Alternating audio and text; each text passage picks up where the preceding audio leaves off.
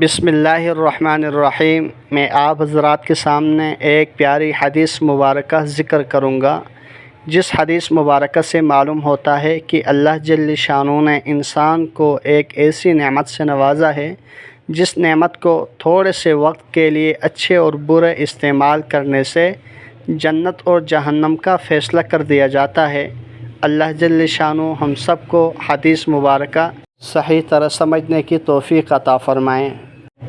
ایک صحابی کی وفات ہو گئی۔ ایک آدمی نے کہا، تجھے جنت کی بشارت ہو۔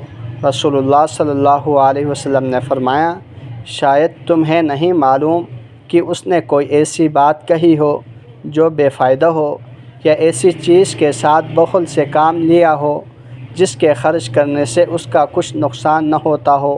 صحابی رسول فرماتے ہیں، میں نے رسول اللہ صلی اللہ علیہ وسلم کو فرماتے ہوئے سنا، تم میں سے کوئی اللہ کی رضامندی کی ایسی بات کہتا ہے جس کے بارے میں وہ نہیں جانتا کہ اس کی وجہ سے اس کا مرتبہ کہاں تک پہنچے گا، حالانکہ اللہ تعالیٰ اس کے اس بات کی وجہ سے اس کے حق میں اس دن تک کے لیے اپنی خوشنودی اور رضامندی لکھ دیتا ہے جس دن وہ اس سے ملے گا، اور تم میں سے کوئی اللہ تعالیٰ کی ناراضگی کی ایسی بات کہتا ہے جس کے بارے میں اسے گمان بھی نہیں ہوتا، اس کی وجہ سے اس کا وبال کہاں تک پہنچے گا، جبکہ اللہ تعالیٰ اس کی اس بات کی وجہ سے اس کے حق میں اس دن تک کے لیے جس دن وہ اس سے ملے گا اپنی ناراضگی لکھ دیتا ہے۔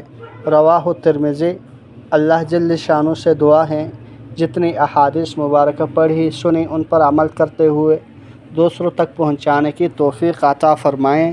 جزاکم اللہ خیرا کثیرا۔